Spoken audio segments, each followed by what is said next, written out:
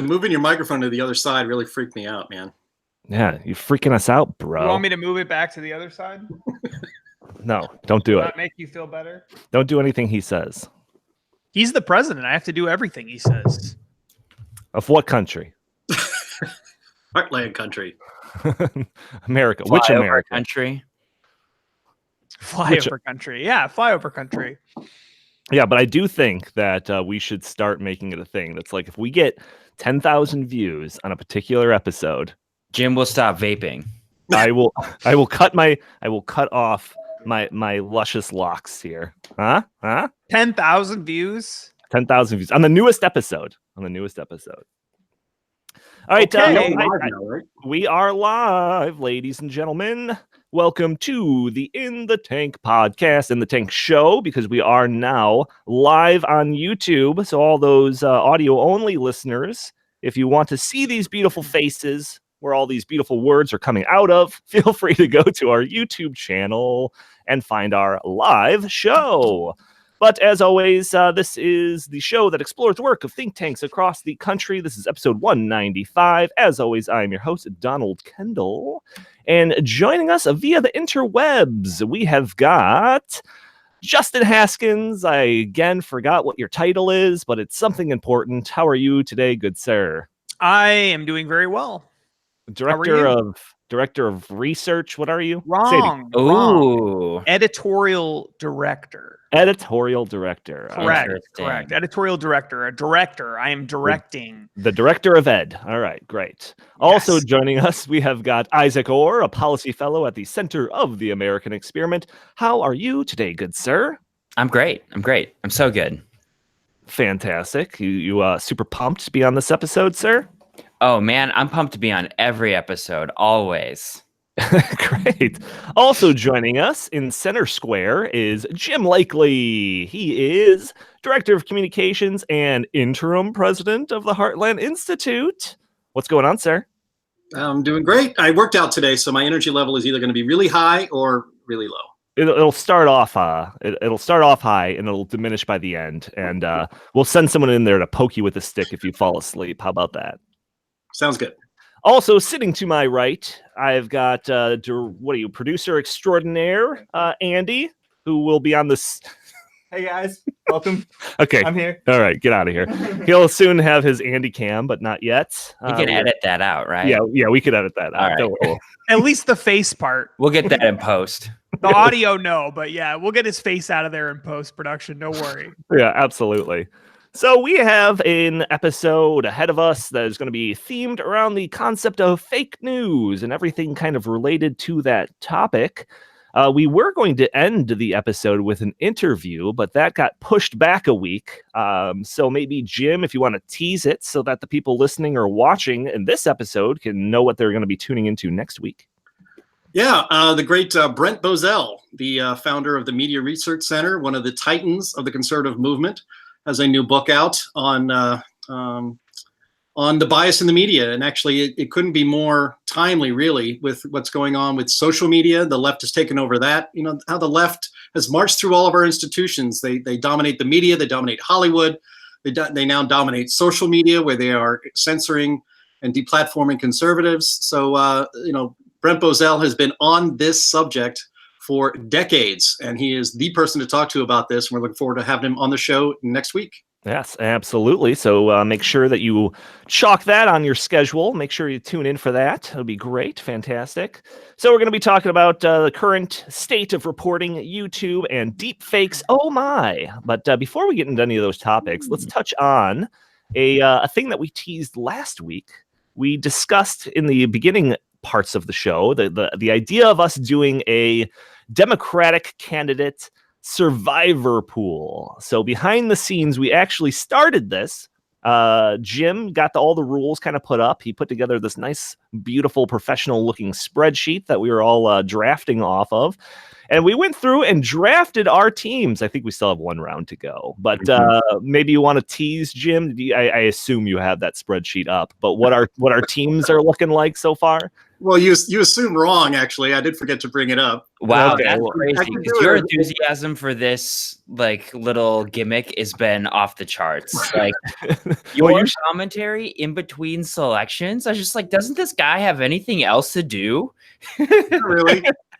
you should have seen him during the Game of Thrones, man. Oh Like, man. I'm that sure. was a whole nother level. But as you're pulling that up, and feel free to interrupt me once you do have it up. But we do Go have ahead. Yeah. 5 teams. We have 5 teams. So obviously mine's the best team, and then we've got Justin over there, Isaac, Jim, and then Andy is also contributing to this thing. So yeah, 5 teams going. We had to add in a 25th candidate because there's only 24 Democrats, so we threw in Bill Weld just to kind of round it out in 25, so it divides evenly across us 5 teams. But Jim, you got that? You got that? I got it up. Yep, sure. And so yeah, I mean, it's Justin. The order of the draft was Justin, Andy, myself, and then Donnie and Isaac, and we did a snake draft. And the rules are, each candidate is worth between 1 and 25 points. The first one that is out of the Democratic primary, and if you have them on your team, you get 25 points. The lowest point total wins. So you're ideally you pick the Democratic nominee because you would only get 1 point for that pick, and you would also get -5 points if that person on your overall score if that person ends up being the nominee. And yeah, so you're basically trying to pick the people that will stay in the race the longest. Exactly. That's why it's a survivor pool, unlike Game of Thrones, in which we did a death pool. So this is an actual survivor pool. And Justin had the first round pick, and he picked Comrade Bernie as number 1. Andy took Joe Biden second. I took Elizabeth Warren. Donnie took Kamala Harris, and Isaac there took Pete Buttigieg. Hey, Justin, why did you take Bernie? Do you really think he's going to be the nominee, don't you? No, not necessarily. The theory behind taking Bernie first, which was there was a lot of thought that went into this. This was not a haphazard decision. The reason I took Bernie first was because I'm a little worried that Joe Biden, who would otherwise be the obvious next pick, would not, that it's too easy to replace him with another moderate, some random moderate. I could see that happening where Joe Biden, something comes out that he said in 1980 and people go crazy and decide we can't have this guy be the head of the Democratic Party because, he said something offensive about somebody 40 years ago. And so they replace him with some other moderate in the race. Whereas I felt like, cause I don't feel like there's any loyalty for Joe Biden at all. However, I feel like the Bernie Sanders people are super loyal, and that pretty much no matter what, he'll be the number 2 person.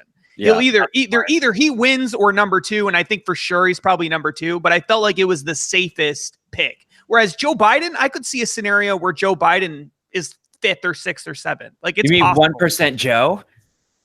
Yeah, it's possible. He's such a gaffe machine, and he's never had more than a few percentage points of support ever before in the past. And Jim pointed out that in looking back at the 2016 race for Republicans, there were candidates at this point in the race who looked like they were running away with it or close to running away with it, who then they never even came close. Like Jeb Bush was a favorite early on. Jeb Bush never even got anywhere near the being chosen as the actual candidate later on. So I feel like low energy Jeb.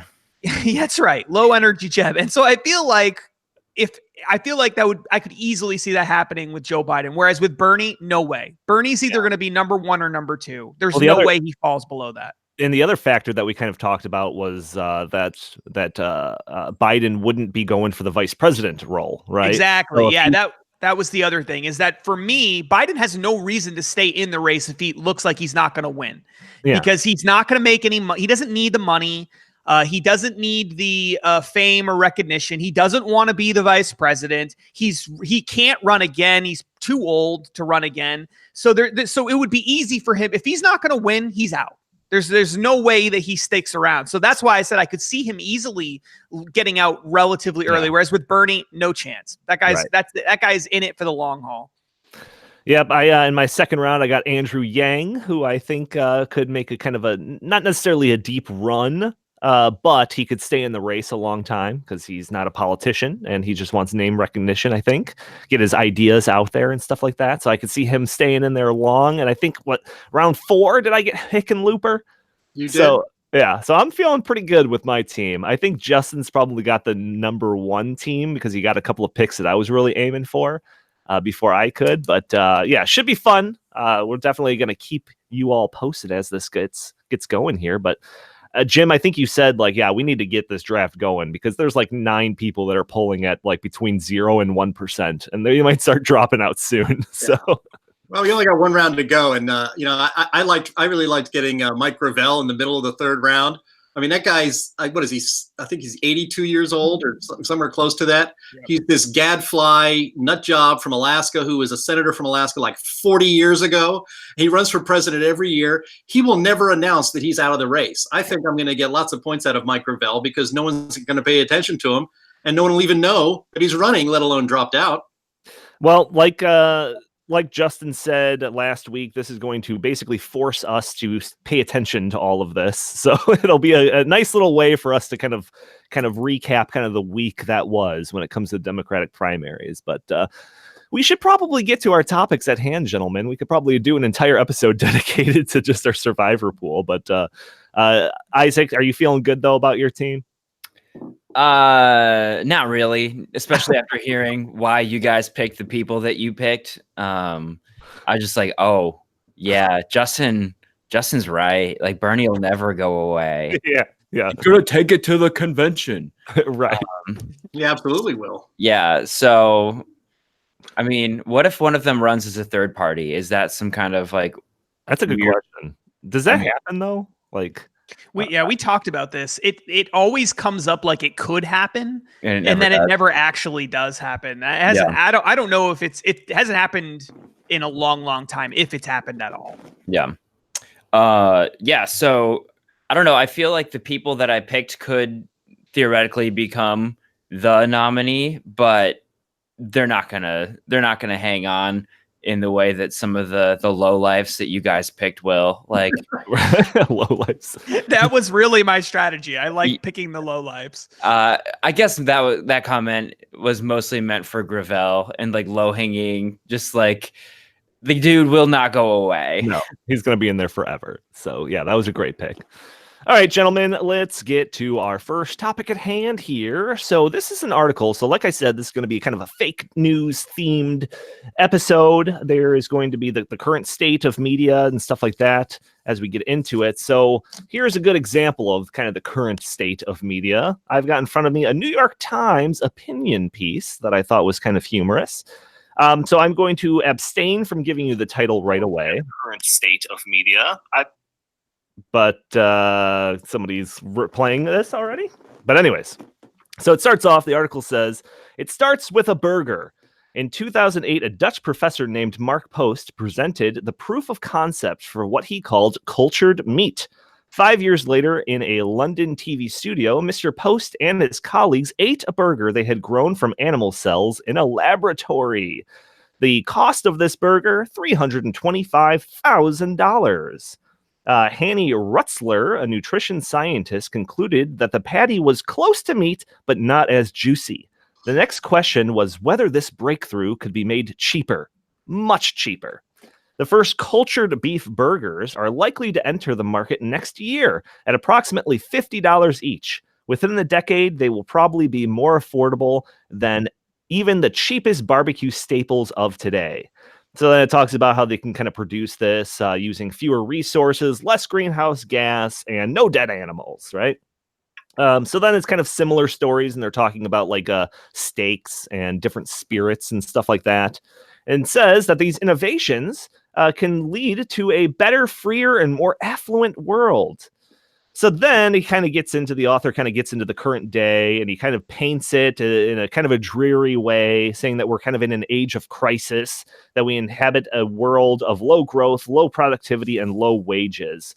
But then again, he starts going into more of these innovations. He talks about the plummeting cost of information and the advances in technology are providing the ground for a future of freedom and luxury for all. He talks about automation, robotics, machine learning, and stuff like that. Gene editing and sequencing could revolutionize medical practice, moving it from reactive to predictive. Hereditary diseases could be eliminated.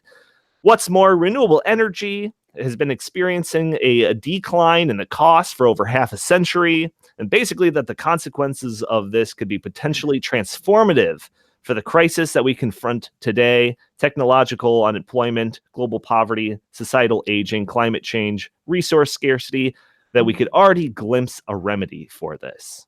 Right? So it all sounds good. Kind of sounds like some of the stuff that we've already talked about when it comes to like the human progress and stuff like that. That innovation is really leading the way. So here's the turn of the article. It says, but there's a catch. It's called capitalism. And then the rest of the article is basically talking about how we have to ditch capitalism and go to full-fledged communism. So the reveal, the title of this article is "The World is a Mess. We Need Fully Automated Luxury Communism." So like, I just didn't get it when I was reading this. It sounded great. He starts out, the first 3/4 of the article are just talking about these great advancements that we could only thank capitalism for. And then what we have to do is actually get rid of capitalism and usher in communism. This is the New York Times. What was your reaction to this, Justin? Yeah, I thought it was actually, in some ways, this really, as stupid as this all is, it's not very innovative. This idea is basically Karl Marx's idea. There's really not much more to it than that. I mean, going all the way back to the middle of the 19th century, you had communists and socialists saying, look, the end of the modern system, the end of this modern world that we've all been living in is near. And the reason it's near is because capitalism is wildly unsustainable. And it's unsustainable because as technology continues to increase, we are going to see more and more jobs disappear, and automation, which back then just meant, machines and stuff like that in factories, is going to replace increasingly more jobs. And because it's replacing workers, the wealth is going to be more concentrated in the hands of the people that own the factories and own the machines. That's going to kick all these people are going to have no jobs. They're going to go out into the world with nothing and be forced to work for barely enough money to survive, if they can even find a job at all. And then what's inevitably going to happen, this was Marx's theory, is the people are all going to have, there's going to be all these people with no jobs. They're all going to get together and say, you know what? Why do we need these greedy capitalists controlling everything? They control all the property. They control all the wealth. We're just going to take it from them and then use all of this technology to our benefit to help us have this new, better world. The problem is that prediction never actually happened. In fact, the opposite happened. People found other things to do. People created new markets, not having to work in factories so that we can have clothes and things, basic necessities, allowed people to go out and do other things. And that's all technology is going to do in the long run. That's what technology is going to do here. There's the Marxist socialist type people believe that markets are eventually not going to be necessary, which is really what this is getting at. That markets are not going to be necessary because everything's just going to be automated. We can just create all this stuff. There's not going to be any jobs for anybody. And so all these capitalists are going to do is create these monopolistic situations where they control everything and they're just seeking rents from people and they're not actually trying to innovate or produce anything or do anything new because they won't need to. When in reality, what happens is people go out into the world and they find other things to do. And you've seen this in recent years in America, especially the entertainment industry over the past 50 years has become a massive job market. This used to be a tiny little niche in our society. And now entertainment is a gigantic part of what Americans enjoy doing, right? So much of our lives revolves around entertainment. Why is that?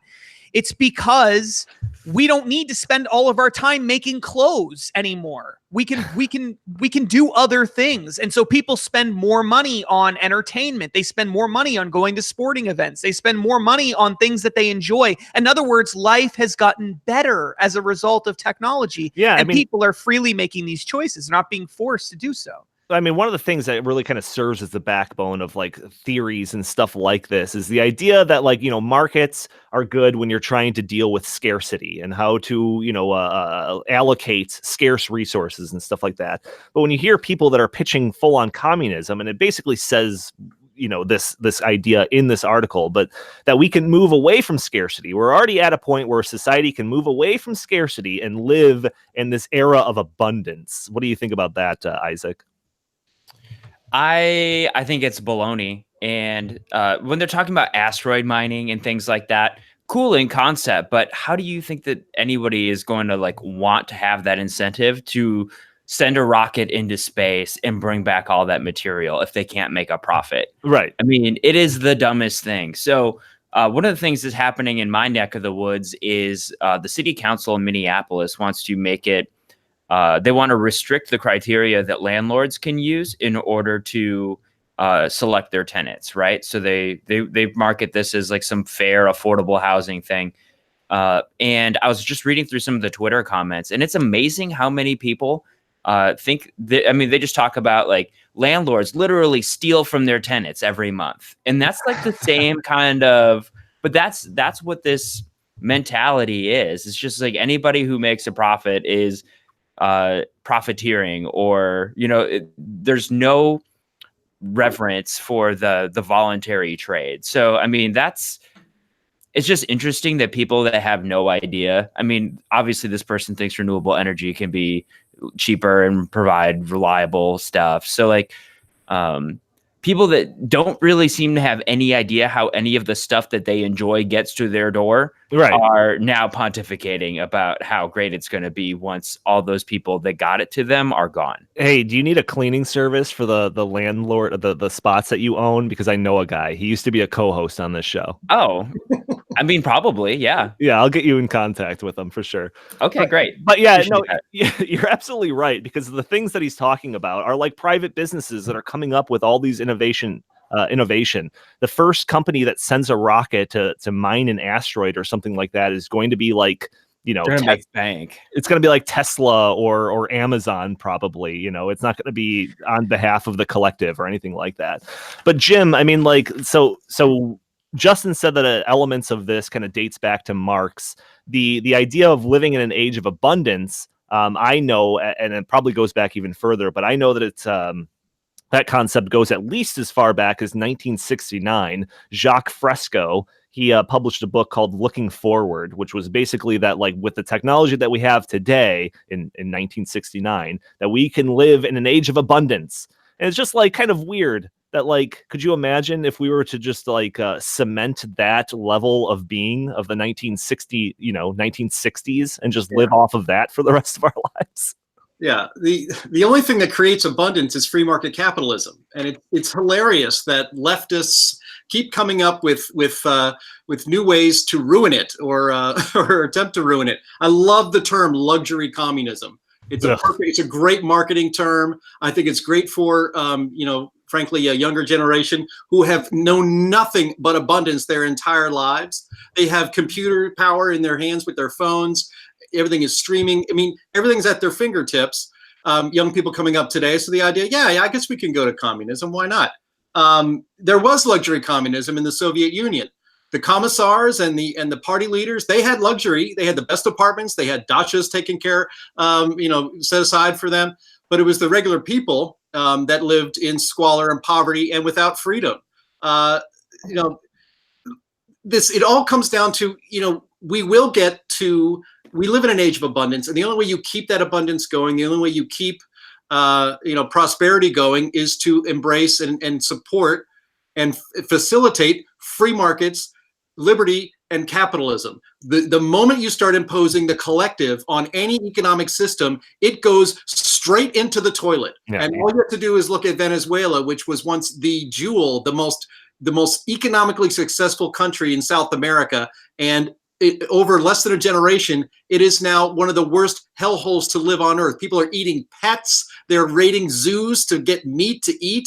They are fleeing the country. They are dying in the streets. They are starving, all because at the moment of peak abundance, they decided, hey, let's go full commie. you never go full commie, because that's how you get people dead, and that's how you ruin everything that you had just built, and it happens fast. Yeah, you kill the golden goose for sure. But I think also the thing that's so the fallacy behind all of this is that if we could just get rid of capitalism, then we could do all these things that we can't do because that we really want to do them, but we can't do them because capitalists are getting in the way. That's the idea. But in reality, all business owners are doing are reacting to what people want. That's it. That's all they're doing. They're providing us with services that we actually want.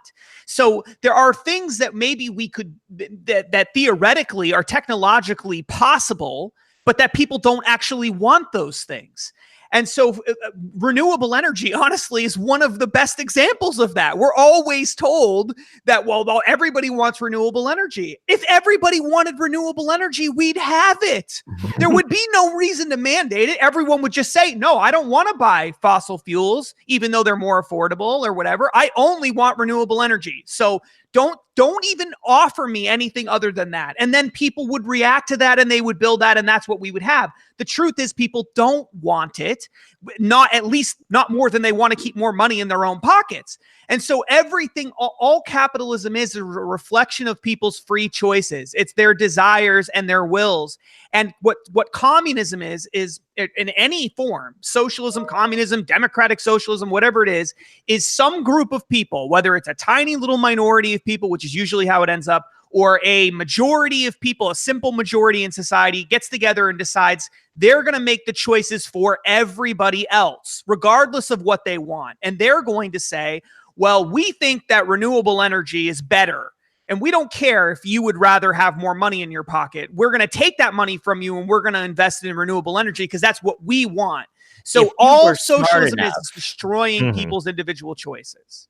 Right. If you were smarter, you would want renewable energy. Right. Right. You're a stupid cheap, and they're the shepherds leading us in the right direction. They at the core of all of this is the belief that regular people are too stupid to run their own lives, that they're not moral enough to make their own decisions, that they're not smart enough to raise their own kids, that they're wasteful, stupid idiots that need to be led to the promised land, and that the only people who can do it are people who went to Harvard and Yale and Princeton. They all know better than us, and they're the ruling class who want to control every aspect of our lives. That's at the core of every single one of these decisions, and at the heart of this op-ed in the New York Times. Yeah. I can't wait till the yellow vests come over to New York. They were selling them at Meijer the other day. I was like, oh, those are in vogue. Those are nice. I should pick one up before the prices increase. I think Trump should extend like citizenship to yellow vest protesters to get them over here. There you go. All right, let's actually get to our first think tank topic here. So this kind of ties into all of this that we're already talking about. This is from the Rand Corporation, who we've featured stuff from them before, but this is a report that's basically an analysis of the news in the digital age. And these are the 3 takeaways. So it starts off here, and this I'm reading off of the executive summary here because the report itself is like 200 pages long or something like that. It says Americans no longer have to wait for the morning news, the morning paper, or even the evening news to learn about what's going on in the world. Many simply grab their phones and start scrolling. Clearly, the rise of digital technology has transformed how we consume information, but how has it shaped the way the news is presented?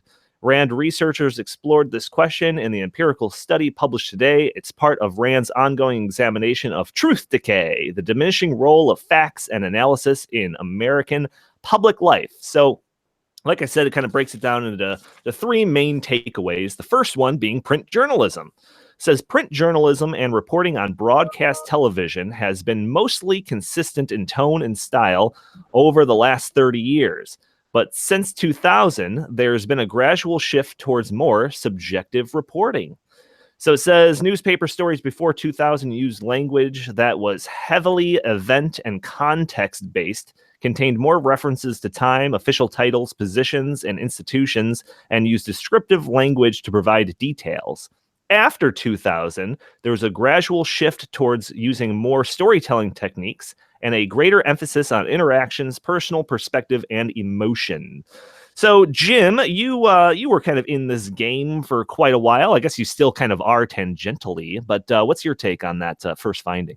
Well, I think that's right. I mean, the year 2000 is actually kind of in the wheelhouse of my professional journalism career. From I took journalism in college, and from basically 1992 to 2008, I was a ink-stained wretch in print journalism. I got out of the business just in time. I got out of the newspaper before massive layoffs were on the way. But yeah, notice that year, since 2000, there's been a gradual shift toward more subjective reporting. Anyone remember what happened in the year 2000? The apocalypse. Yeah. Well, to a lot of on the left and in the media, it was an apocalypse. Al Gore lost an election. We had a recount in Florida, and the left started to go crazy. And I started working at the Washington Times during the Bush administration, and I covered Capitol Hill, and then I covered Bush's reelection in 2004 and the first year of his second term in 2005. And the media were starting to lose their minds over Bush. I remember some of the early stories I did about Bush is when he would go on an international trip, and suddenly people all over England, like for instance, I think his first trip to England, there were all these large protests planned against George Bush. And, I was like, why are you all mad about George Bush? I don't understand it.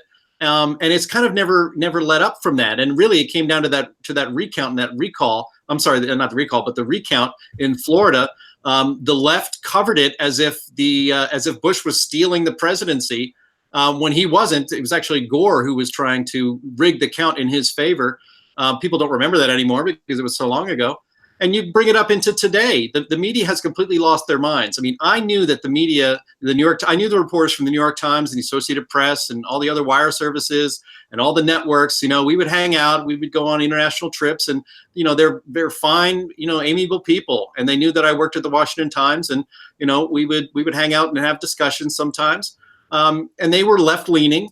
And I thought their coverage was biased. We live in a world today in which you can't recognize the journalism of today, even to 2000. It is completely unhinged, just on politics, but on climate change. I mean, today I was quoted, my name was misspelled, thank you Associated Press, but I was quoted in the story about a supposed controversy on scientists that are associated with the Heartland Institute are communicating with Dr. Will Happer about trying to get NASA to actually express the full corpus of science on climate change instead of peddling myths that 97% of scientists agree that humans are causing a climate crisis. That is 100% false, and it's on their freaking website. So yeah, real scientists look at that and go, that's not true. Maybe we should work to correct that. And this is now blown up to this huge scandal. And that it's framed as if these scientists and Will Happer don't believe in climate change and they're climate deniers. I had email exchanges with this reporter. I gave her long quotes in which we explained that the position here with scientists that Heartland works with is that humans may have some influence on the climate, but it is very small compared to natural forcings. It amounts to background noise. Well, surely they gave you the climate crisis. She refused to put it in the story. She actually said she tried to, and she thinks she reflects it, but she didn't. And this bias is insane. It's all opinion journalism now, all of it. You can't trust what's on CNN or MSNBC or the New York Times or the Washington Post. It's all political activism. It's not journalism anymore. Well, that leads to the point number 2. So takeaway number 2, and I'll let Justin jump in on this, obviously. But says, when comparing primetime cable programming with broadcast television, there were significant differences in how these news was presented.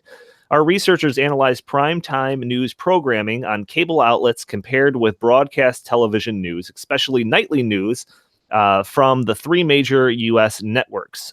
Over the time period of 2000-2017, they found that cable news featured content that was more subjective, abstract, argumentative, and based on opinion rather than reporting events.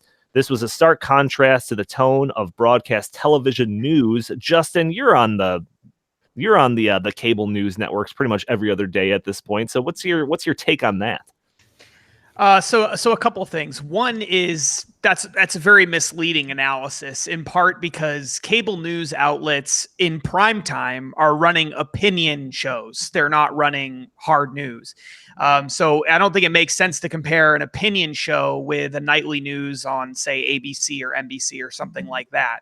I think that's pretty misleading. If you're going to have a comparison, the comparison should be maybe something that's happening during the day. For instance, if you're watching, Fox News at 2:00 in the afternoon versus nightly news on ABC, because ABC doesn't have daytime news in the same way that, not national, in the same way that you have daytime news all day on a cable news network. So there's a little bit of a misleading thing there. The other thing, though, I think is off about this study is that it says that it paints this picture that there's this old guard in the media that is sort of protecting the traditional journalistic methods of the past. They've changed a little bit, maybe, but they're still not nearly as biased as the new media. When in reality, I think the old media was always biased. They were just better about hiding it. And the way they did it was they might present you with hard facts, but which hard facts? Yes. They might quote experts, but which experts? They might talk about some stories in a fair way, but which stories? They're not, they were very good about deceiving people and giving people the information they wanted them to have. And maybe it was fairer the way it was presented, but it was still very selective. And now that's definitely not the case anymore. Now and then you see this even in this study, in some of the language in this study here. It says in point number 3. I'm sorry if I'm jumping ahead on that, Donnie. But How dare you? I know. On point number 3, it says that newspapers have remained anchored in traditional reporting techniques. These include strong use of characters, time, descriptive and concrete language, numbers, and retrospective reasoning. And then it says online media outlets haven't done that.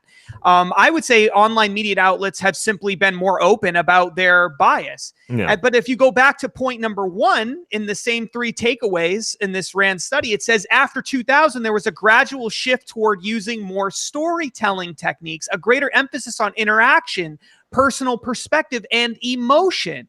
Well, that's not the same thing as saying that they've been grounded in traditional techniques. If you're relying on people's personal perspectives and emotion, and I agree that is modern news reporting, then you're not as grounded in traditional reporting techniques like time, concrete language, numbers, and retrospective reasoning. Those are not the same thing. So I think that there's a little bit of doublespeak here. And I also think that I think that the bias is more open on the in the new media and in cable news and in online media outlets, but I think that the bias has always existed because bias is part of human nature, and I don't think you can really hide it from journalism.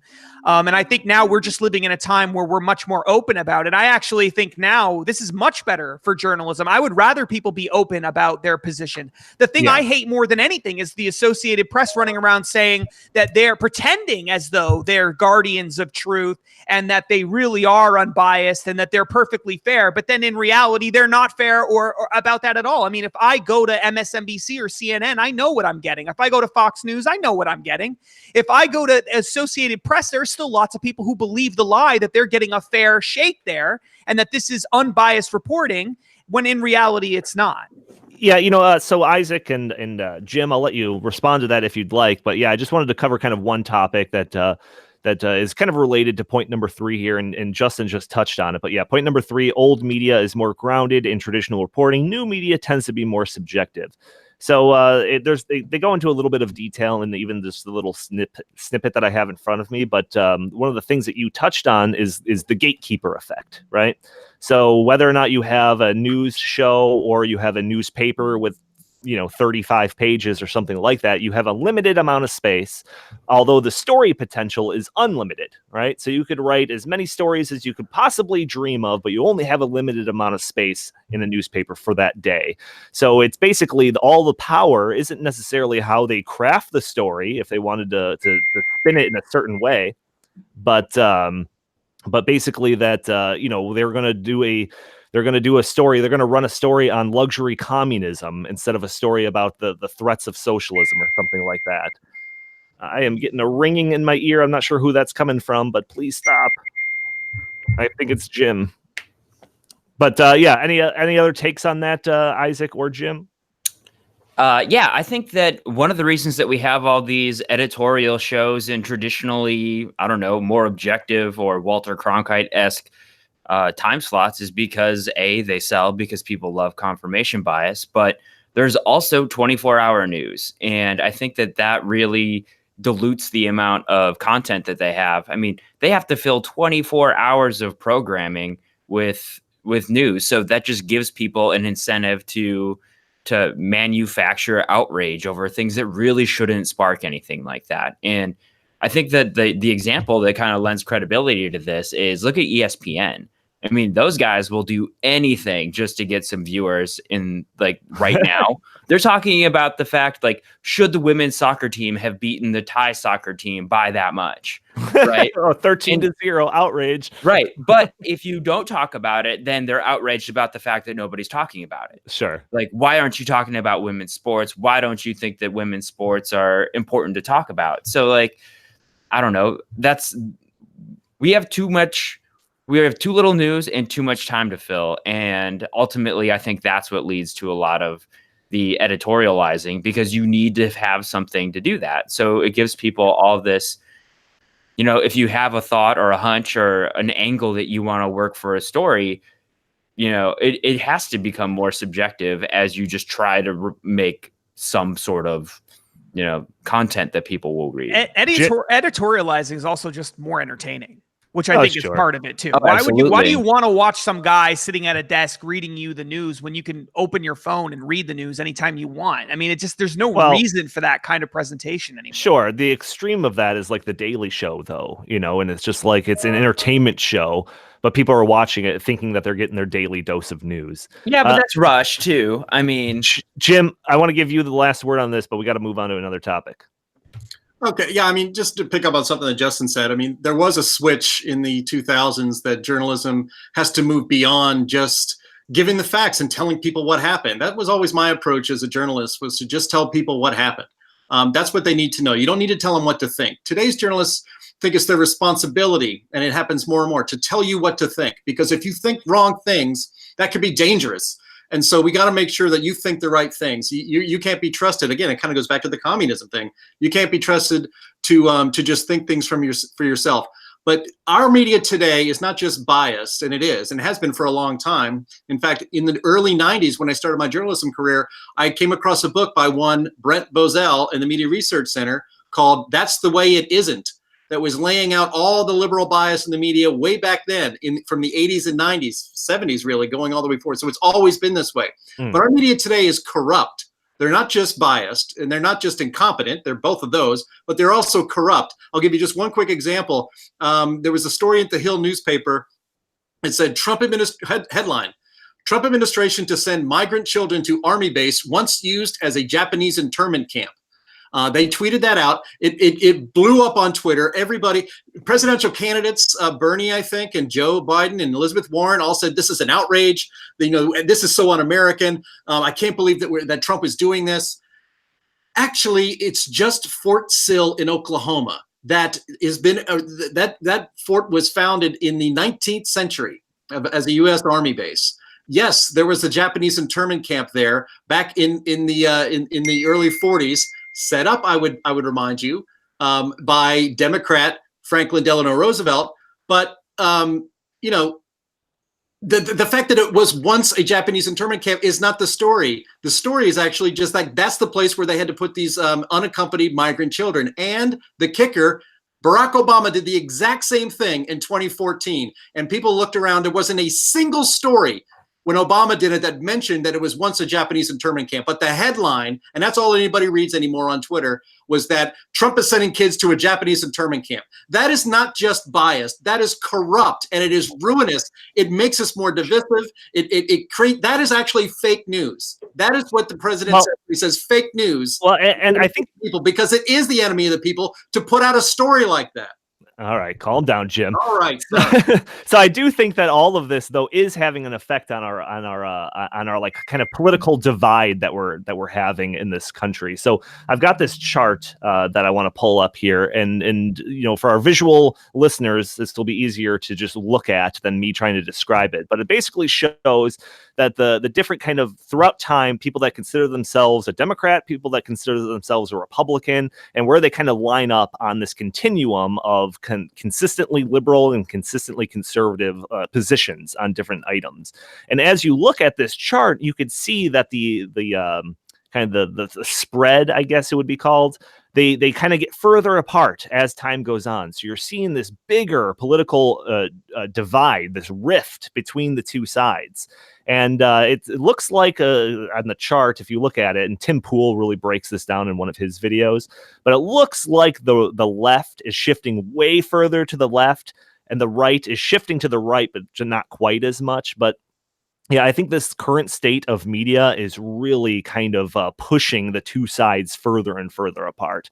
It's kind of astonishing, and it's just going to lead to more and more contention between the kind of the two factions in this country. But one of the things that this is really sprouting up on is recently YouTube is demonetizing channels that they think are offensive or getting rid of ones that they are labeling extreme. So what I've got in front of me is an article from reason.com. It's called YouTube Punishes Steven Crowder for Homophobic Speech, a Confused Approach to an Unsolvable Problem. So I don't want to necessarily get into the details of this specific case because it's already a week old, but basically the Carlos Maza, I believe his name is, from Vox, V-O-X, he basically called on YouTube to get rid of Crowder because he basically called him mean names during the course of a couple of different videos and stuff like that. So YouTube did their investigation. They responded by demonetizing Steven Crowder temporarily. They'll bring back the monetization if he gets rid of certain videos and stuff like that, which he won't do. And then basically said, like, no, we're not going to get rid of him completely. So there's a couple of elements of this article that I'm not a huge fan of, but there's like a lot of underlying ideas, but I think it kind of comes down to this idea that YouTube is a private company. They can kind of do whatever they want. They can make up their own rules. They could change their rules if they want to in kind of midstream if they want to, right? But to me, that's a little hard to stomach because if they just completely banned any channel that was like us, okay? So we're like the climate deniers or something like that. If they wanted to, they could get rid of all the content that we have put up on YouTube if they wanted to tomorrow. So I guess, Jim, I mean, is that fine? They're a private company. They could just do that, right? No, I don't think it's fine. I think YouTube is a public accommodation at the very least. If you can't deny service to somebody, you know, we went over this in the 50s in the civil rights era. If you can't deny service to a black man coming into a diner, you can't deny, you know, because you're a public accommodation. If you have to bake that damn cake, even though it violates your DeepHealth principles, then yeah, you have to put conservative videos on YouTube and let them be out there for people to consume or not consume. YouTube, this is the trouble that these social media companies and these new media companies are getting themselves into, is they are very lightly regulated because they are considered under the Federal Communications Act to be platforms. But when you start editing and editing your content and banning some people and letting some other people come on and demonetizing a Steven Crowder, but not demonetizing people who are extreme leftists and say very hateful things, then now you're a publisher. You are editing content. And if you are going to be a publisher, then you have to come under very different regulatory rules. And you can get yourself in a lot of trouble for libel if you're a publisher. And so to get woke, you have to edit. And so they're going to, you know, the YouTube and Google and Twitter and all these new media companies have decided to get woke. Well, there's going to be a cost to that. And I don't think they're going to like it. Yeah, so there was kind of a recent thing that had happened with Patreon. So I'm not sure if you're familiar with Patreon, but Patreon is basically a service that allows viewers of different shows and stuff like that to contribute money to the shows or whatever services that they want, like, and they get certain perks back and stuff like that, right? So a lot of these like YouTube shows will have their own little Patreon account where they'll get money straight from their consumers instead of having to go through the whole monetization and having YouTube have ads and stuff like that, right?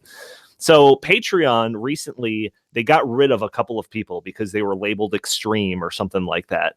And that caused this huge backlash on the intellectual dark web led by certain people like, I think Dave Rubin was kind of at the forefront of this, and Jordan Peterson and whatnot.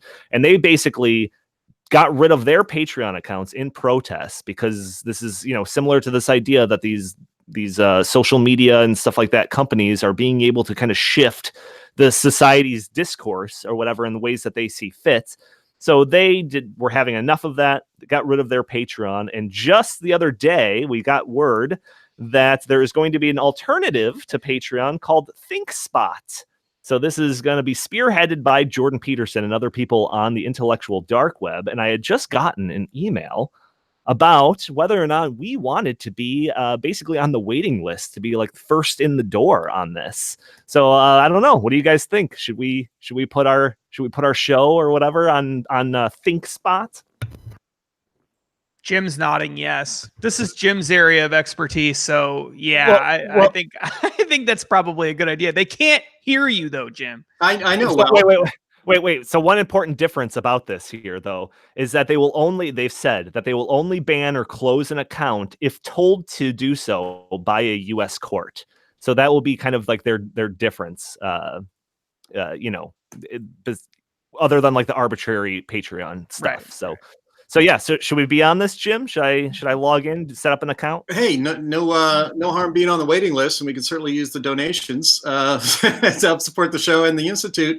But look, this should never even be necessary. And again, all of this deplatforming, all of this leftist control over very important parts of our digital and new economy is dangerous because they're not just demonetizing, they're making it so that anybody to the right of hard leftist social justice warriors can't even collect money from other supporters. I mean, they can't put out a tip jar. This is insane. This is so un-American. If the answer to speech you don't like is more speech. That's the American way. To the left, the answer to speech you don't like is shut up. And I'm going to ruin you, and I'm going to expose you, and I'm going to ruin your life. Then I'm going to go after your family. Then I'm going to take all your money away, and then I'm going to make sure you never get a job. I mean, this is so un-American. It's crazy. Thank God for Jordan Peterson, and I think Ben Shapiro is part of that project as well.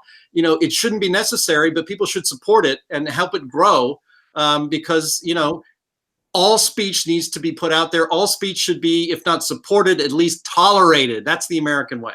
So, I mean, this is, and feel free to jump in, other gentlemen here. We do have one more topic, but I do want to say that, like, I feel like this is, we talk about the other ideas, government labeling it a platform rather than or a publisher rather than a platform, stuff like that. There's also those ideas that are floated out there of like antitrust, whatever.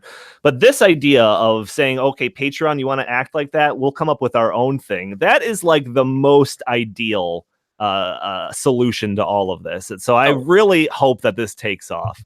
Absolutely. Because if they want to do that, then they have to know that there will be negative consequences for it. I mean, you can sit there and you can whine and you can complain that it's un-American, but Jim, at the end of the day, what's more American than starting your own thing and saying, hey, you know what? Thanks, but no thanks. Yeah, I mean, in certain cases, obviously, I don't think that this would totally work when it comes to like YouTube or something like that. Although you are seeing like the Blaze TV and Crowder getting his mug club thing going on with I mean, if there's a market for those videos, then as long as you have a platform, that platform will grow. Right. So it may not be as easy as it was before, but I mean, whatever. I mean, that's. Yeah, I'm still not completely satisfied with this type of response, but we'll keep the pressure on them, and hopefully these companies will start making the right decisions. Well, that's the thing. They have to have some sort of economic incentive, and the best way to do that is to start taking away market share. Yeah, absolutely. All right, last topic of discussion. This comes from a Brookings Institution report. Actually, I don't know, maybe it's just an article titled Deepfakes, Social Media, and the 2020 Election. So deep fakes, I don't think we have talked about this topic on this podcast in our 194 previous episodes, but deep fakes are videos. This is described by the article in front of me. Deep fakes are videos that have been constructed to make a person appear to say or do something that they never said or did. With continued advances in artificial intelligence-based techniques for performing detailed frame-by-frame editing, it's easier than ever to create highly convincing depictions of events that never actually occurred. With the 2020 election campaign heating up, deepfakes are likely to be part of the landscape, spurring discussions regarding their role in elections and what can be done to minimize their impact. So they kind of paint these other kind of possibilities with these things. It says, as can occur with other forms of online misinformation, deepfakes will be designed to amplify voter misconceptions, fears, and suspicions, making what might seem outlandish and improbable to some people appear plausible and credible to others. So maybe I'll pitch this over to Justin for his reaction first, but I guess my first question would be, do you agree with this premise? Do you think that deepfakes are a threat to our kind of electoral system? I think that I don't think that they're a threat to the electoral system, but do I think that they pose a danger, just generally speaking, that people will be misinformed just generally?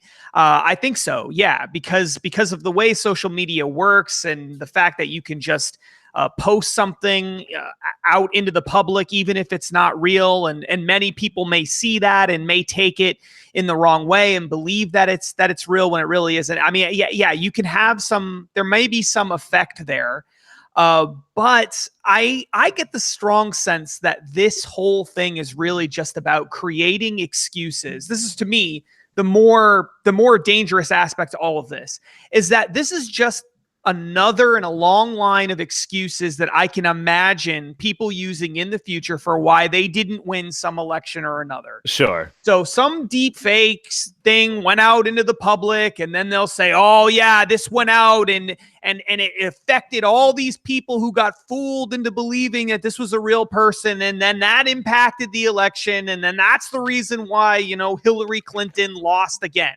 Like that to me is the thing that I look at and say, that's really what bothers me, is that there are all these excuses that we have. We already have the whole Russian collusion, Sure. Facebook ad thing, which is a joke. The idea that those ads somehow shape the election is a joke.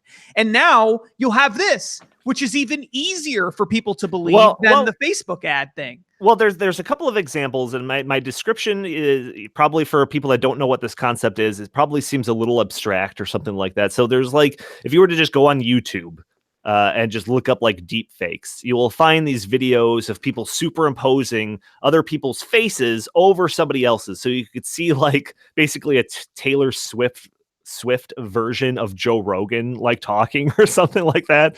And then similarly, there was a video that came out recently showing Zuckerberg that was saying things that he has never actually said, talking about how he was going to use people's information to control the world, and he thanked Spectre for it and stuff like that. Joe Rogan, again, there was an AI software that was used to pick pieces of words that he has said on his podcast and put it together and sound a very natural, him saying things that he's never actually said before and stuff like that. So you could see, once you actually see some of these examples, how it could be really used to kind of manipulate certain people that want to believe a certain way. I don't know if any of you have that aunt or uncle or grandparent or something like that will forward on these crazy emails or something like that. And it was just did you know that so-and-so was actually said that they were a space alien? And you're no, it's not the case. So even how crazy these things could be, I could totally see them having maybe even a degree of influence. And I thought you were going with this, but my concern more is that like a real video will come out of somebody saying something really terrible, and then a lot of people will dismiss that as like, oh, that's probably fake. So it just kind of muddies the water, and I think that's where the real fear comes from. I think so. I think Jim's comment earlier about the answer to being offended by speech is more speech is sort of the answer to bad information is more information.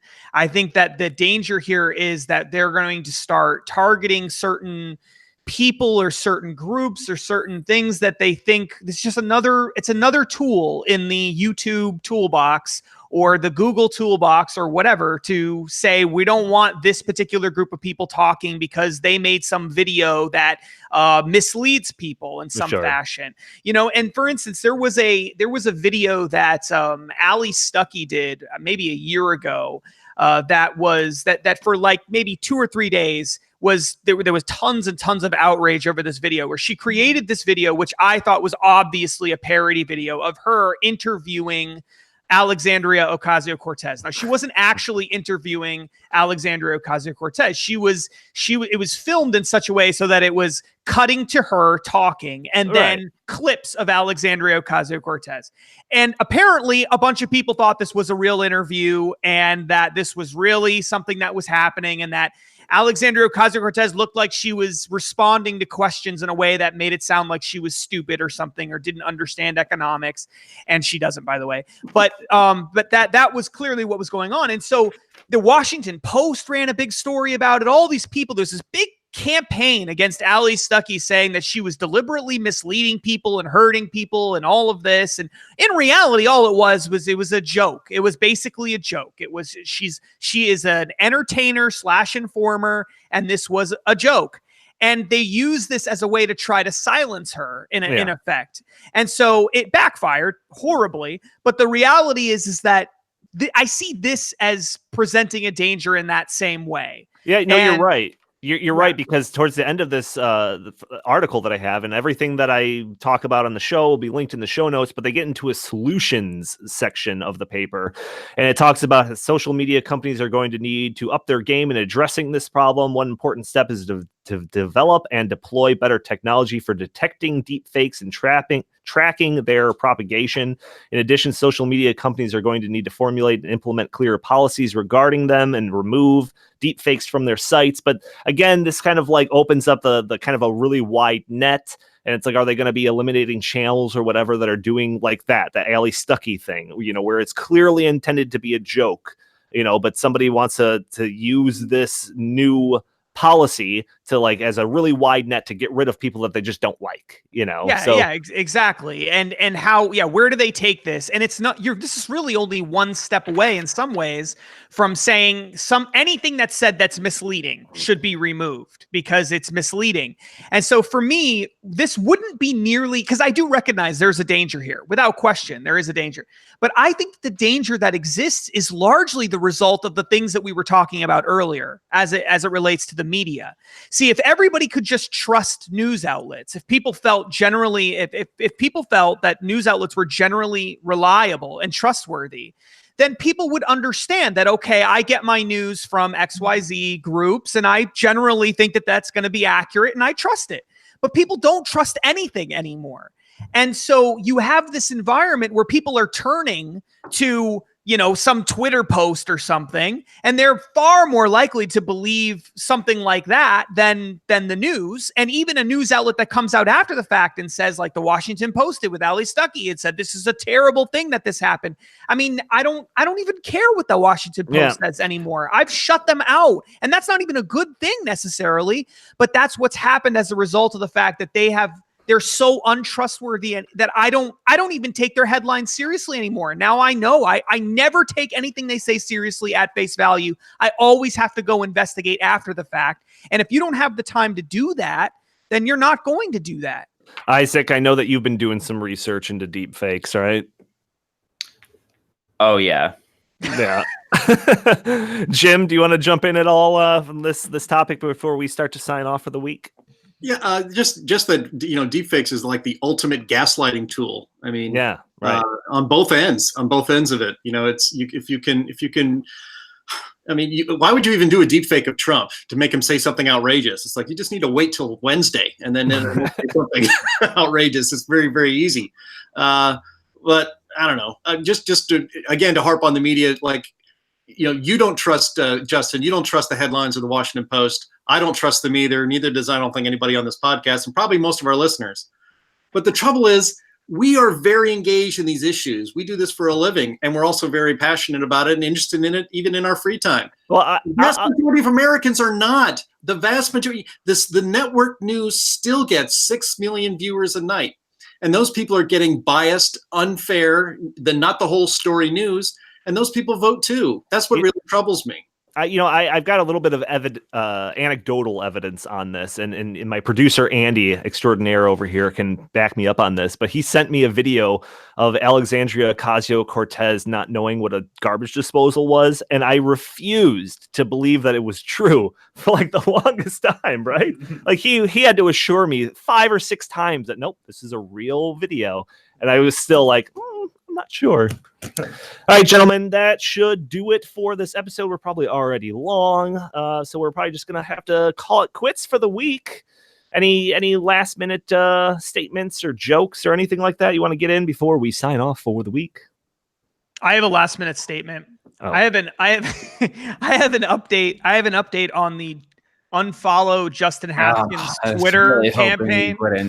And I want to say that we have the Save the Blue Checkmark campaign is working. Can we mute Justin? We have now officially surpassed all of the people that we lost, all those losers who left me over the past several weeks, and we have now moved. I knew this was coming. We have now added. We have now, in fact. All right, so Justin is now muted. Isaac, I think we need to redouble our efforts when it comes to getting rid of his blue check mark. I think so too. Yeah. So, all right, it's clearly gone to his head. Yeah, it's clearly going to his head. All right, feel free to unmute him. All right, gentlemen, thank you all. Audience, thank you all for tuning in to this episode. Please tune in every Friday for a new episode of In the Tank. Please write a review for us and subscribe on iTunes. You can find us on pretty much everything nowadays: SoundCloud, Stitcher, Google Play, Spotify, pretty much everything. YouTube, if you want to see us in action talking. If you would like to follow us, you can on Twitter at InTheTankPod. If you want to send us your comments, suggestions, questions, maybe even a joke, feel free to email us at inthetankpodcast@gmail.com. Justin, where can the fine people find you? On Facebook and Twitter at Justin T. Haskins. Save the verified big blue beautiful check mark by following Justin T. Haskins. Isaac, same question. Where can the fine people find you?